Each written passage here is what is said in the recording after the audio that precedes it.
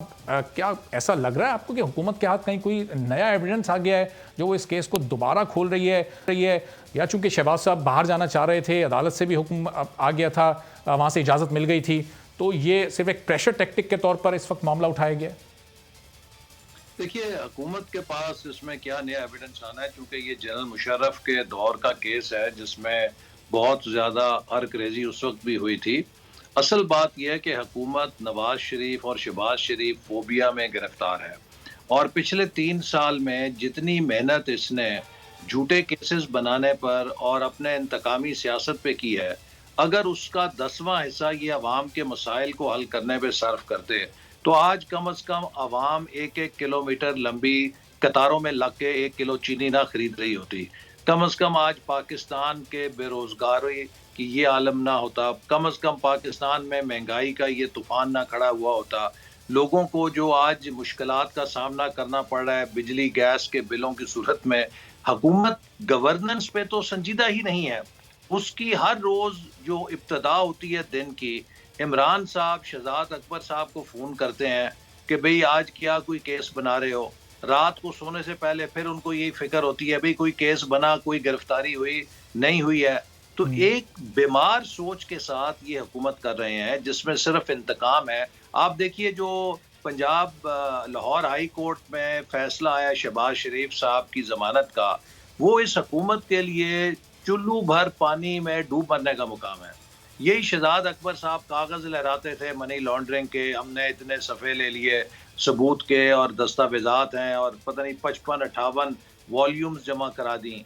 वहाँ पे तो 3 हाई कोर्ट के जजों ने लिखा है कि नैब ने इतराफ़ किया है कि उन्होंने ना कोई मनी लॉन्ड्रिंग का इल्ज़ाम लगाया है, हम्म। ना कोई कमीशन का इल्ज़ाम है, ना कोई किकबैक का इल्ज़ाम है, और ना ही उनके ऊपर ये इल्ज़ाम है कि अपने इख्तियारात का नाजायज़ इस्तेमाल करके किसी को नाजायज़ फ़ायदा पहुँचाया है। तो ये सब चीज़ें तो अदालत के सामने डिस्कार्ड हो गई, जो इनका झूठ था, जो इनका किरदार कुशी थी। और अब ये अपने आप को सच्चा साबित करने के लिए इस किस्म की मनगढ़ंत खबरें निकाल के सिर्फ चाहते हैं कि लोगों की तवज्जो असल मसाइल से अलहदा रहे और ये इन्हीं मसाइल के अंदर लोगों को उलझाए रखें। देखिए, आज कोविड फैला हुआ है। पाकिस्तान दुनिया के 123 ममालिक जहाँ वैक्सीनेशन प्रोग्राम्स हैं, हम्म। उसमें 120वां नंबर है। इनको ये फ़िक्र नहीं है कि अवाम को हमने कैसे बेहतर प्रोटेक्शन देनी है। ये कोविड वैक्सीन आज तक प्रोक्योर नहीं कर सके प्रॉपरली, चूँकि जब वक़्त था उस वक़्त ये कशकोल लेकर भीख माँगते रहे कि हमें कोई वैक्सीन अतिये के अंदर दे दे, हमें कोई तोहफ़े के अंदर मुफ़्त वैक्सीन दे दे। हालाँकि वो वक़्त था आज से 1 साल पहले कि आप लोगों के लिए 5-6 करोड़ वैक्सीन्स बुक करते। आज हम्म। पूरी दुनिया ने ऑर्डर्स बुक किए हुए हैं, इनको मिल नहीं रही है वैक्सीन। तो ये असल इश्यूज़ हैं कि जिस पर अवाम की सेहत का दारोमदार है, अवाम की ज़िंदगी का दारोमदार है, महँगाई का दारोमदार है, उससे इनको कोई गर्ज़ नहीं है। ये सुबह-शाम बस इंतकाम की आग में जल रहे हैं, इसीलिए मुल्क का ये हाल कर दिया। सही। तो ऐसे सब शहबाज साहब के बाहर जाने की ज़ाहिर है एक तो बुनियादी वजह इलाज थी, क्या कुछ सियासी वजूहत भी थी? मैं ये सवाल भी आपकी तरफ लेकर आता हूँ, लेकिन आपका नाम भी ईसीएल में डाल दिया गया था। क्या आप भी कहीं उड़ान भरने वाले थे, कहीं बाहर जाने का इरादा रखते थे, वो हुकूमत ने भांप लिया, ईसीएल में डाल दिया? देखिए ना, ये वही मैं आपसे कहूँ कि इनकी बीमार सोच की निशानी है। मेरा पासपोर्ट पहले ही नैब ने अपनी तहवील में ले रखा है। अब अगर नैब ने पासपोर्ट अपनी तहवील में है, तो उसके बगैर मैं कैसे ट्रैवल कर सकता हूँ। लेकिन काबीना का एजेंडा ये नहीं है कि महंगाई पे कैसे काबू पाना है, वैक्सीनेशन कैसे करनी है ज़्यादा। जो काबीना का एजेंडा है वो ये है कि आसिन इकबाल, जिसका नैब ने पहले ही पासपोर्ट तहवील में लिया हुआ है, उसका नाम ईसीएल पे डाल के खबरें कैसे बनानी है। सही। तो ऐसे साहब, अब ये मियाँ साहब जा रहे थे, शहबाज शरीफ साहब, ये सिर्फ इलाज की गर्ज से जो रूटीन का चेकअप है उसी लिए जा रहे थे, या फिर नवाज शरीफ साहब से कोई मुलाकात करनी थी, सियासी मामला डिस्कस करने थे, कहीं कोई पीडीएम से मुतालिक गुफ्तगू होनी थी, या इस वक्त जो मुल्क का मौजूदा इस वक्त सियासी निज़ाम और सियासी सूरत हाल है उस पर कोई बातचीत होनी थी, वो जो जिसको अपोजिशन या आपकी अपनी साबका इत्तेहादी जमात पीपल्स पार्टी भी किसी डील से ताबीर कर रही होती है? था, ये मुशर्रफ दौर था और वो जलावतनी में थे, और उनकी जो भी इब्तदाई इलाज हुआ और ट्रीटमेंट हुई, वो उनके बैरून मुल्क मुआलजीन ने की। और ये बात सब जानते हैं कि कैंसर जैसे मर्ज में जो आपके मुआलिजीन हैं, जिन्होंने आपका इलाज किया होता है, जिनके पास आपकी पूरी हिस्ट्री होती है, आप उन्हीं से चेकअप कराते हैं। तो ये उनकी मजबूरी है। जब वो वज़ीर आला थे तब भी वो बाकायदगी से 6 माह के बाद अपना चेकअप कराने के लिए उन्हीं डॉक्टर्स के पास जाया करते थे।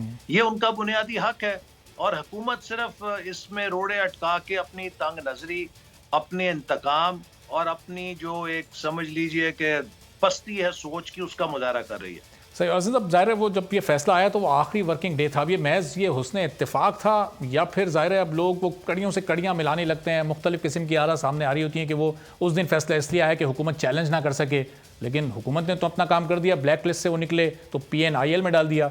ये PNIL भी शायद अभी ये टर्म, ये इस्तिलाह आम हुई है, वरना इससे पहले तो ये सुनने में भी ये लिस्ट नहीं आती थी।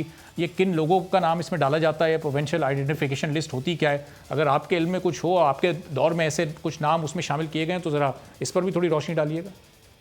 देखिए ना, ये तो हुकूमत की बदनीयती है।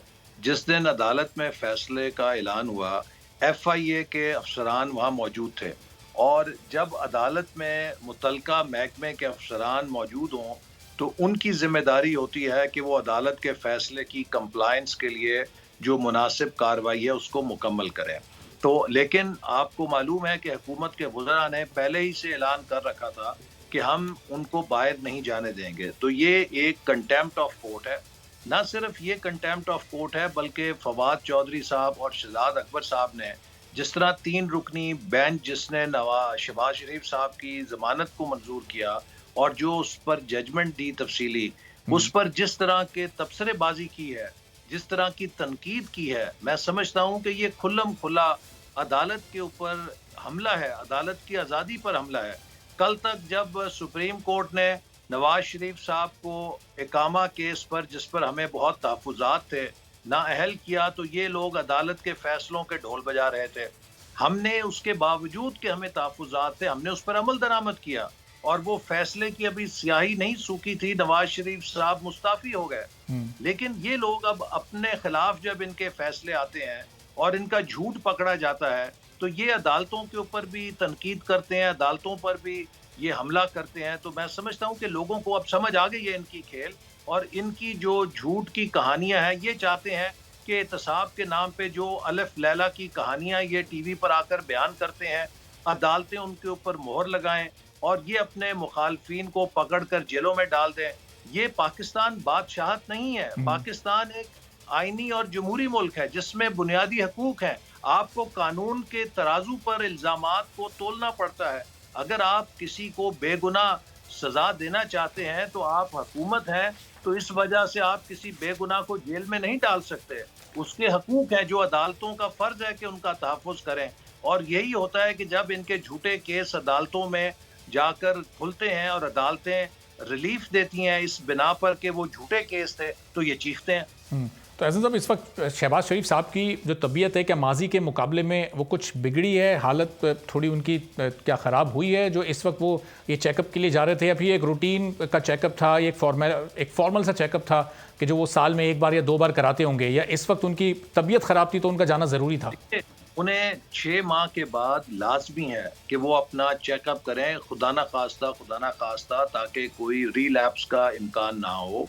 और आपको ये भी पता है कि वो इस दौरान कोविड से भी गुजरे हैं और कोविड के बाद भी इंसान की जो मेडिकल कंडीशन है वो इस काबिल होती है कि आप उस पर नज़र रखें। तो ये उनका बुनियादी हक है। वो एक अहम फरीज़ा सर अंजाम दे रहे हैं, लीडर ऑफ अपोजिशन है, एक सियासी जमात के सरबराह हैं और हम सब चाहते हैं कि उनकी सेहत जो है वो इस मुल्क की अमानत है और कौम की अमानत है। उन्होंने बड़ी मेहनत के साथ इस कौम की खिदमत की है और पूरे जो पाकिस्तान के लोग नहीं, दुनिया में उनकी खिदमत को और उनकी जो कंट्रीब्यूशन थी उसको सराहा जाता है। ये तो एक बीमार सोच की हुकूमत है। जिस किसी ने इस मुल्क का भला किया था, अच्छा किया था, ये उनको चोर और डाकू बनाकर पेश करते हैं ताकि अपनी नालायकी पे पर्दा डालें। लेकिन एज़म साहब, अब वो शहबाज शरीफ साहब ज़ाहिर है मियां नवाज शरीफ के गारंटर भी थे जब वो गए थे, वो भी इसी तरह चंद हफ्तों की इजाज़त लेकर गए थे। आज 1.5 साल होने को आ रहा है, तो अपनी उस गारंटी को पूरा करने के लिए शहबाज शरीफ साहब क्या कर रहे हैं? उस पर कोई वर्किंग कर रहे हैं? वो मियां साहब को बनाने की कोशिश कर रहे हैं वापस आने के लिए? नवाज शरीफ साहब जब गए थे, अदालत ने वाज़े तौर पे ये कहा था कि जब उनके मुआलजीन सर्टिफाई करेंगे कि इनका इलाज हो गया, वो वापस आ सकते हैं। और अगर हुकूमत को किसी स्टेज के ऊपर उनके इलाज के बारे में शुबा हो, तो वो लंदन में हाई कमीशन के जरिए इस बात की तहकीक और तस्दीक करवा सकते हैं। आज तक हुकूमत ने इसकी तस्दीक को करने की कोशिश नहीं की, अपने एतराज़ात रिकॉर्ड पे पेश नहीं किए कि जी उनका इलाज हो रहा है या नहीं हो रहा है। ये सिर्फ टीवी के ऊपर आकर प्रोपेगेंडा करते हैं। तो नवाज शरीफ साहब के जब भी मुआलजीन कहेंगे कि he is fit to go, वो वापस आ जाएंगे। वो तो अपनी बीमार अहलिया को जो मर्ग पे थी उन्हें छोड़कर आ गए थे, तो अब उन्हें आने में क्या एतराज होगा। ठीक है, चलें, बहुत बहुत शुक्रिया। एहसन इकबाल साहब, मुस्लिम लीग नून के सीनियर रहनुमा, पार्टी के सेक्रेटरी जनरल।